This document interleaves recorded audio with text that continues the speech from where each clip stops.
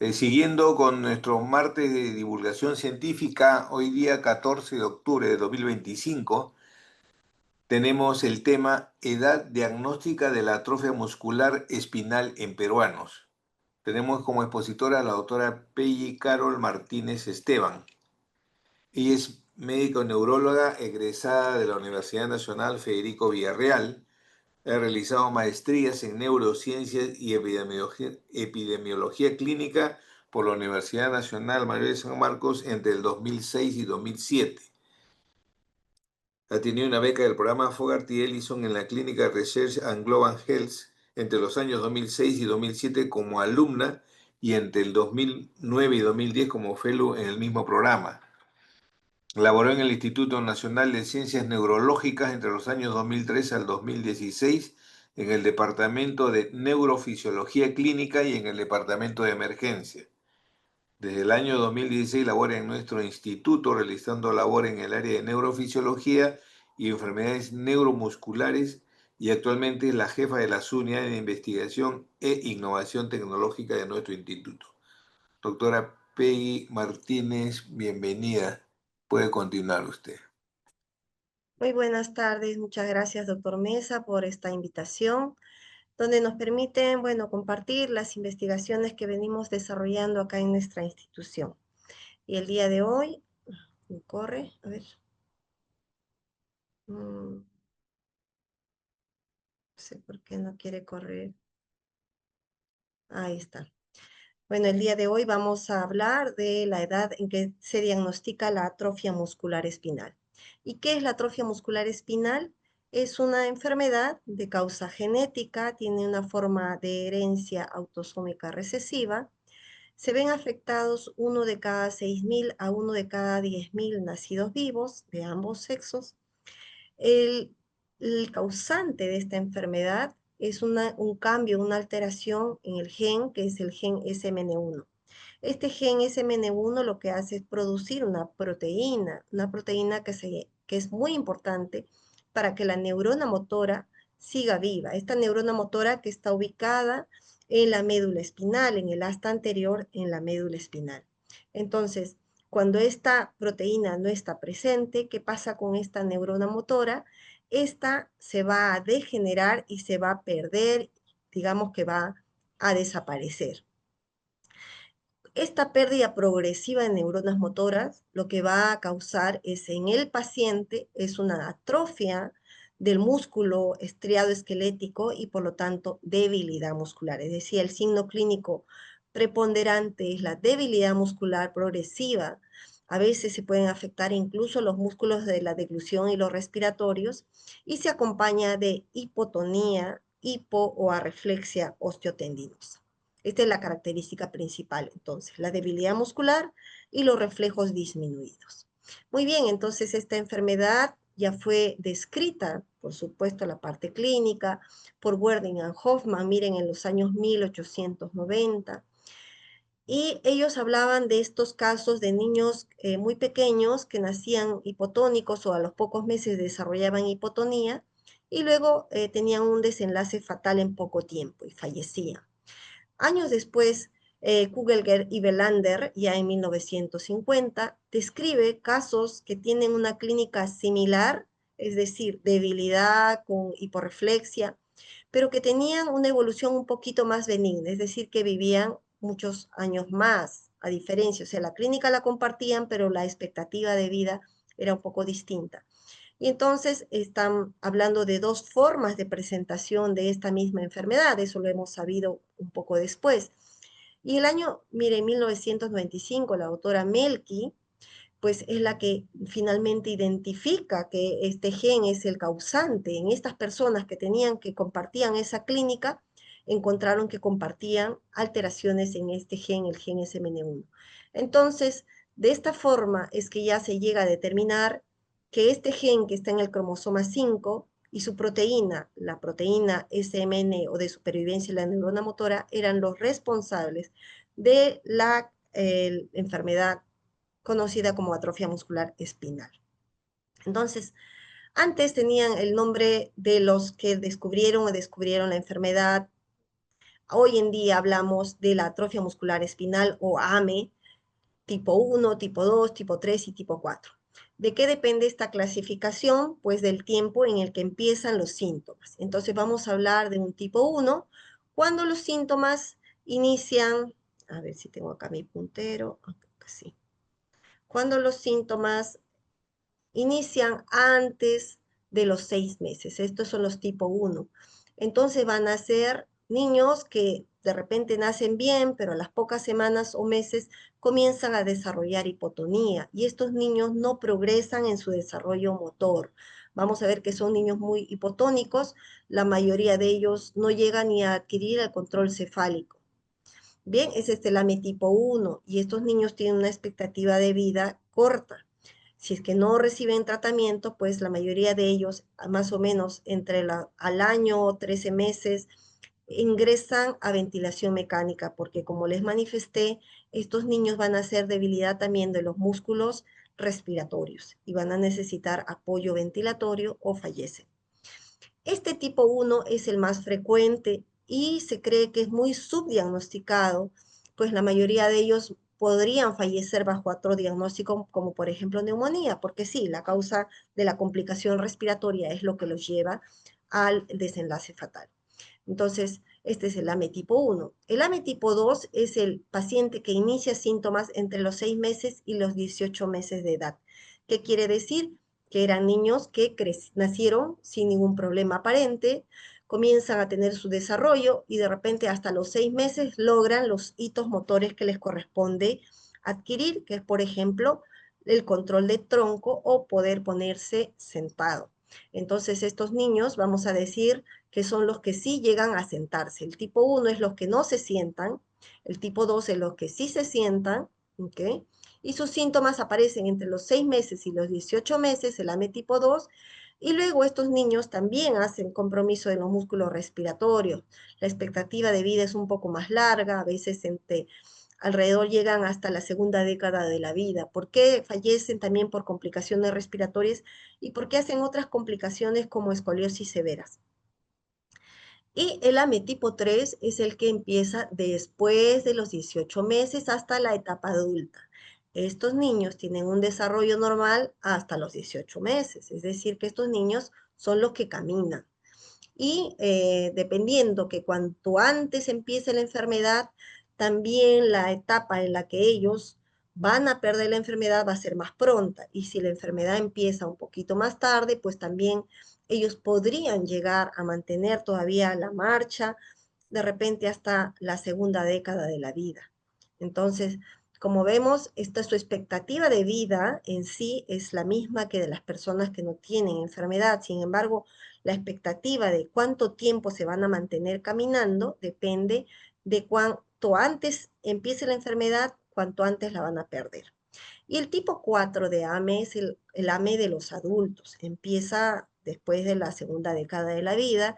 Ellos también tienen una expectativa de vida normal y la etapa o la fecha en que pierden la marcha es variable. Hay muchos que pudieran tener hasta 4 décadas, 40 años y todavía están caminando. Como vemos, es una enfermedad que tiene una presentación variable, es el mismo gen, la misma enfermedad, pero de presentación en fenotipos desde muy severos hasta los más leves.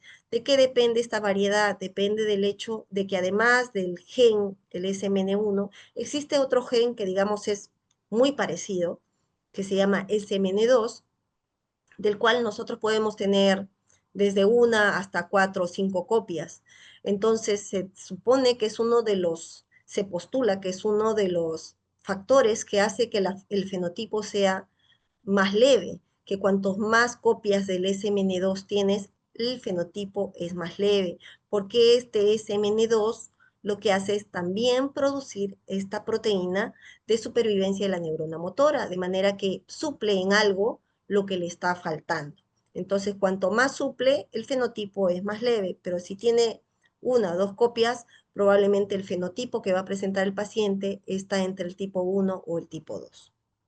Bien, dicho esto, acá algunos síntomas para que uno reconozca, porque es muy importante reconocer, miren, estas fasciculaciones en la lengua y este pequeño temblorcito que tienen en la mano, sobre todo cuando le hacemos extender los dedos.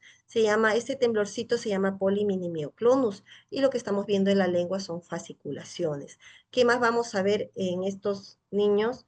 Pues vamos a ver que podríamos reconocer eh, cuando estamos hablando del AME tipo 1, vamos a nosotros darnos cuenta de cómo estos niños son muy débiles. Miren acá, esta criatura que no tiene una postura hipotónica con las piernas abducidas, que apenas las puede mover. Miren cómo mueve muy, muy poquito las piernas, sobre todo están más estirados los brazos, los logra levantar, separa las manos del plano, donde está en la camilla, pero tiene la parte distal también bien, bien débil.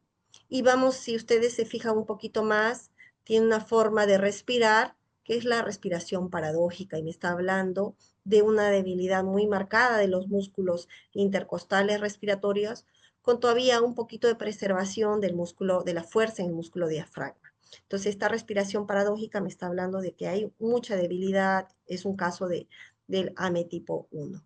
Y miren acá, cuando los niños, estos niños sí son el AME tipo 3, estos niños llegan a caminar, pero miren cómo se levantan del suelo haciendo la típica maniobra de Gowers, que se ponen en cuatro, se voltean y luego se apoyan sobre la rodilla porque tienen una debilidad en los músculos, sobre todo a nivel de la pelvis y músculos de miembros inferiores. Y cuando estos niños caminan, a ver acá, como pueden ver, hay un balanceo a nivel de las caderas, se balancea el cuerpo, se separan los brazos, tratando de ayudarse a conseguir esa marcha un poco más rápida. Entonces, hemos visto acá un AME tipo 1 de los niños que no logran ni el control cefálico y el AME tipo 3 de los niños que sí caminan o hasta pueden correr. Y todos los tipos de AME pueden tener este poliminimeoclonus o las fasciculaciones. Bien, entonces, pasemos. Entonces, en este momento, digamos, ya que sabemos del AME, que se debe sospechar en base a la anamnesis y al examen minucioso. Segundo, que los métodos de diagnóstico están ya disponibles. Por ejemplo, se hace en el Instituto de Salud del Niño de Breña. Ahí se puede hacer el estudio genético, que es importante llegar a un diagnóstico preciso y oportuno. Hoy en día se sabe que hay tratamientos y se sabe, más que hace muchos años, cómo cuidar a estas pacientes. O sea, si no vamos a darle un tratamiento de repente curativo, no está a nuestro alcance, pero sabemos mucho más de prevenir sus complicaciones como las retracciones articulares, la escoliosis, prevenir las infecciones respiratorias. ¿Y esto qué hace finalmente?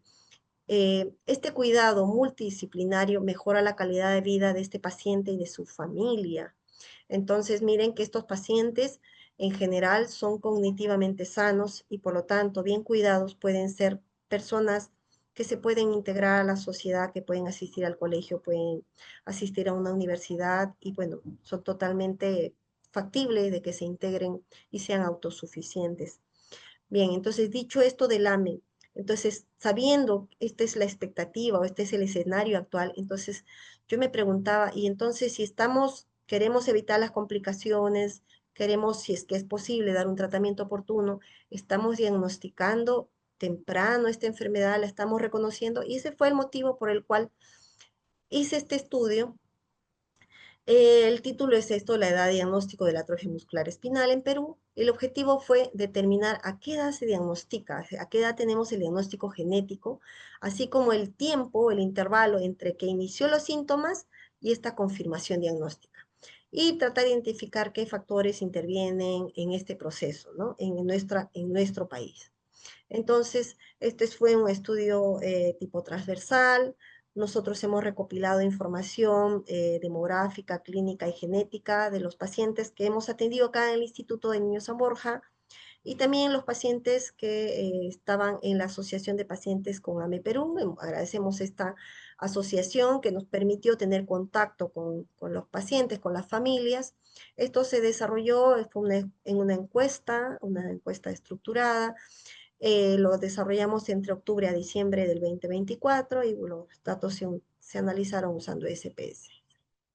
Bien, entonces, ¿qué tenemos? Nosotros llegamos a colectar la información de 51 pacientes, 29 de ellos fueron mujeres, Las edades, miren, entre 0 y 75 años, porque nosotros no hemos incluido solo niños, sino a todos los que estaban en la asociación, y las asociaciones de pacientes incluyen tanto población pediátrica como adultos. Casi la mitad de los pacientes eran de acá de Lima, la otra mitad de diferentes provincias del Perú. AME tipo 1 encontramos 11 pacientes, AME tipo 2 19 y el AME tipo 3 21 pacientes. Como vemos, el AME tipo 3 fueron la mayoría de los casos. Si vemos la edad, la mediana de edad de inicio de síntomas, o sea, qué edad de iniciar los síntomas, cuando preguntamos a la mamá a qué edad tú te diste cuenta que había algo distinto, algún síntoma.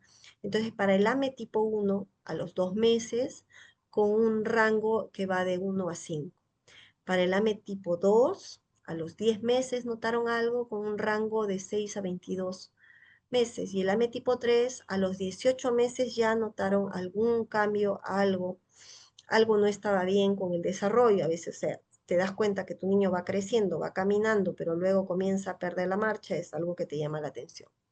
¿Y cuál fue el síntoma más frecuente? Para el AME tipo 1, el no tener movimientos antigravitatorios, es decir, que no podía despegar los brazos, las piernas del plano de la cama, ¿no? El AME tipo 2, el hecho de que no se ponga de pie. Un niño que ya se sienta, controla el tronco, pero no se pone de pie, es algo que fue el síntoma más frecuente. Y para el AME tipo 3, esa marcha diferente, esa marcha inestable. Y esa marcha inestable a veces nos lleva también a tener muchas caídas frecuentes. Entonces, esos son los motivos por los cuales los padres llevaron a consulta. Miren acá, entonces si nosotros vemos, habíamos hablado del AME tipo 1, este paciente débil, que en su evolución natural llegan a necesitar ventilación mecánica o fallecen.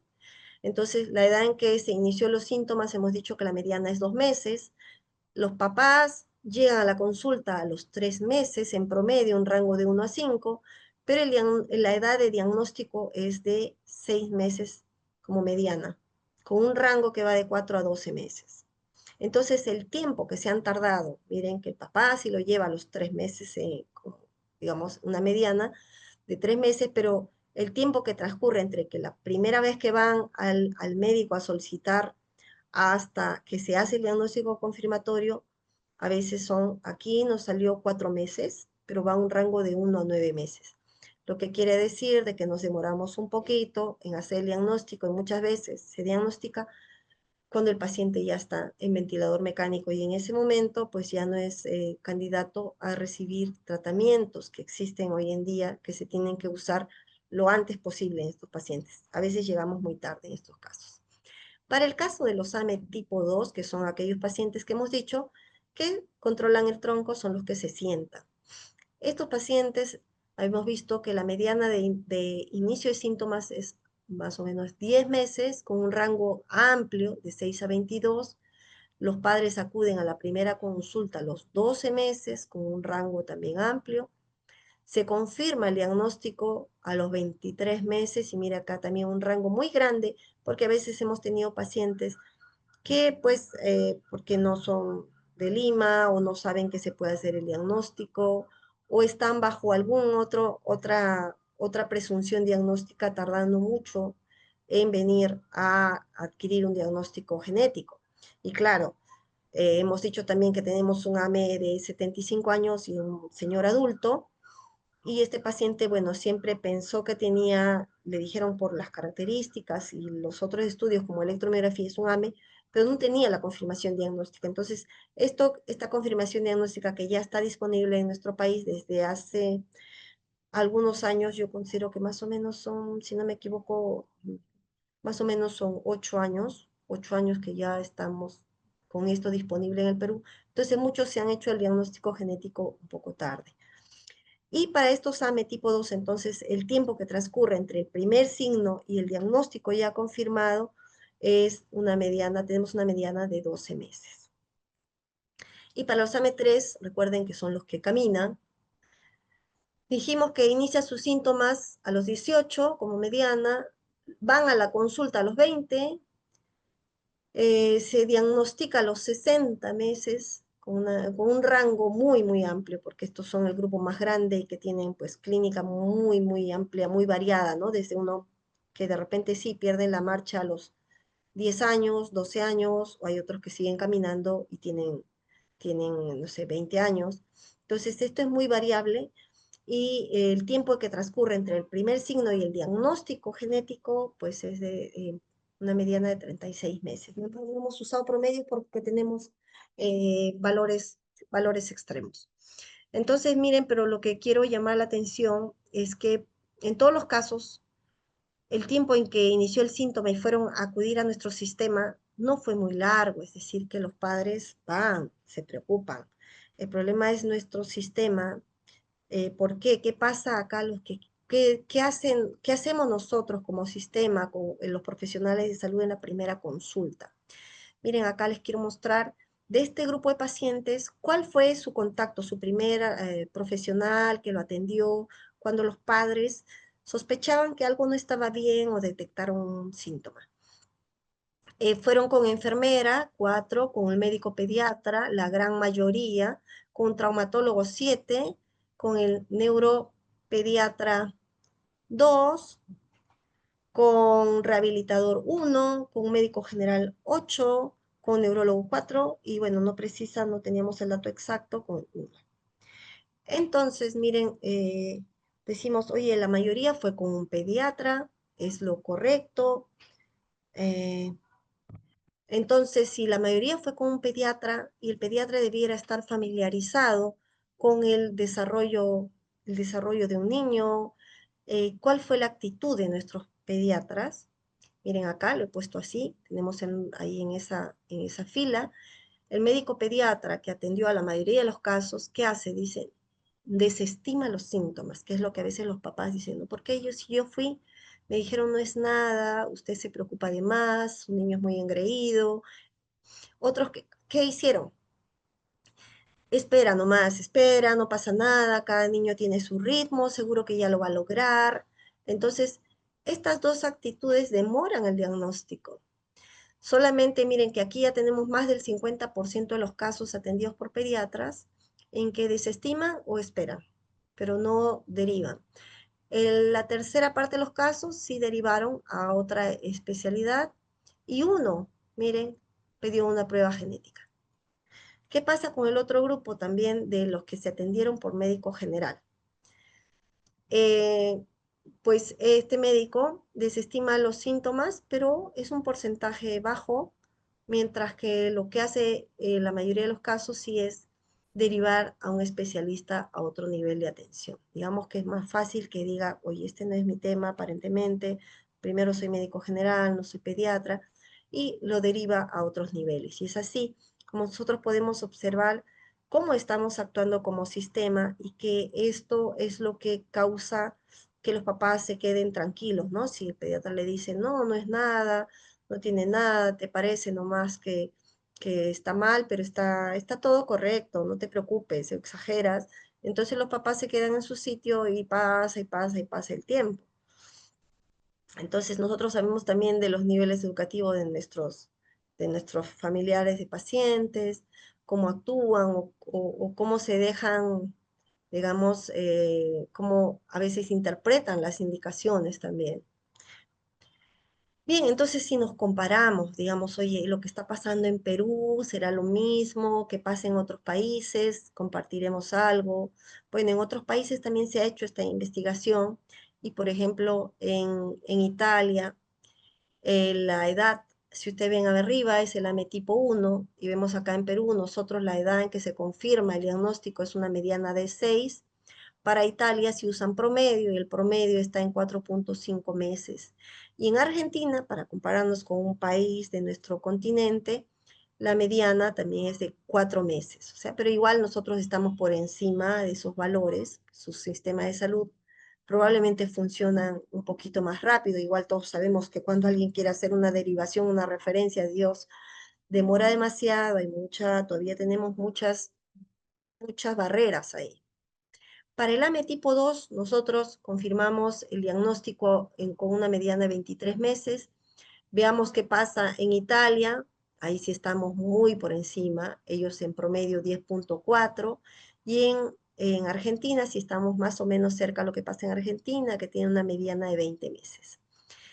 Para el AME tipo 3, vemos que nosotros diagnosticamos, no sé, la edad de diagnóstico confirmado, una mediana de 60 meses, en Italia 62, o sea, estamos parecidos, y en Argentina incluso es menos, 52. Ahora, ¿cuánto es el tiempo que nos tardamos entre el primer síntoma y el diagnóstico? Nosotros vemos acá, para el AME tipo 1, nosotros 4 meses, Italia, miren, un mes, 1,8, digamos 2 meses, la mitad de tiempo. Y Argentina, igual casi que a Italia, 2 meses. Para el AME tipo 2, nosotros nos demoramos 12 meses, o sea, un año. Acá en Italia, para llegar al diagnóstico de un AME tipo 2, se demoran 5 meses y medio. Y en Argentina, 10 meses. Para el AME tipo 3, nosotros nos demoramos en llegar al diagnóstico 36 meses. En Italia se demoran 10 meses. Y en Argentina, 31 meses. Más o menos parecido a lo que nosotros presentamos. Muy bien, entonces, ¿cuál es la conclusión de este estudio, no? Que nosotros tenemos un retraso en el diagnóstico del AME, de la atrofia muscular espinal, siendo la edad mayor en el AME tipo 3, mayor y más amplio los rangos.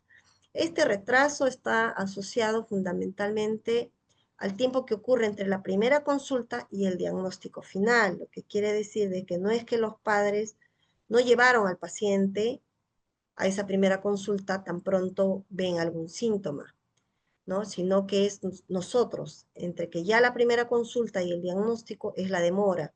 Y nosotros decimos a qué se debe esto. Podría deberse a la baja sospecha clínica, el hecho de que digan, no conozco, no reconozco estos síntomas, y como no hay sospecha clínica, pues no pido el examen adecuado, no derivo adecuadamente y simplemente sigo observando la evolución.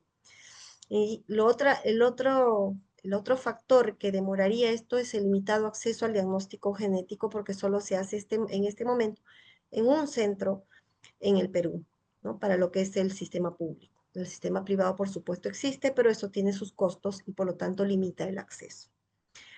Muy bien, y bueno, acá presentarles el equipo y lo que venimos haciendo por los pacientes no solo con AME, sino con otras enfermedades neuromusculares, un equipo multidisciplinario, hacemos un abordaje donde cuidamos mucho el cuidado respiratorio, la terapia física, y los vamos siguiendo mediante escalas que existen para cada patología, para ver la evolución. Bueno, muchísimas gracias por la atención y si tienen alguna pregunta, pues encantada de poder responderla.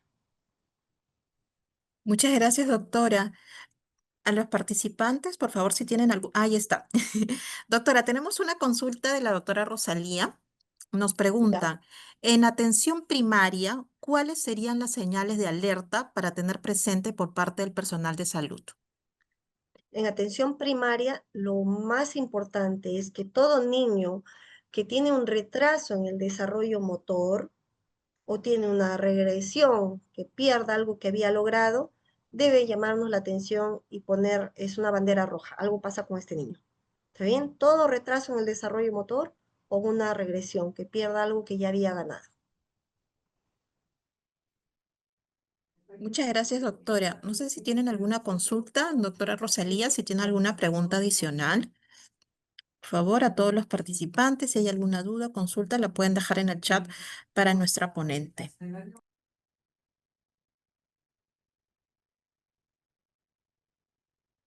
Yo solo agregar de que probablemente el AME tipo 1 no lo estamos diagnosticando, le estamos dando algún otro nombre, probablemente neumonía.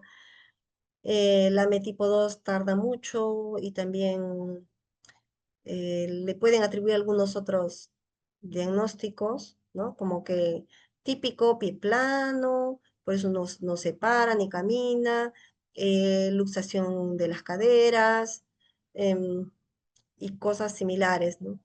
Entonces, mientras no llegue a los especialistas y miren, el diagnóstico por ejemplo, sacar los reflejos es algo tan sencillo y tan válido en estos casos, porque es un niño débil y que tiene pocos reflejos.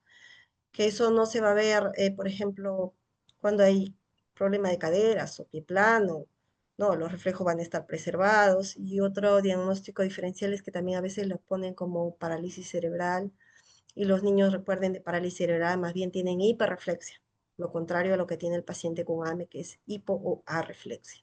Son cositas así, detalles que nos deben orientar a pensar, ¿no? Una hipotonía más debilidad y poco reflejo, piensen en AME.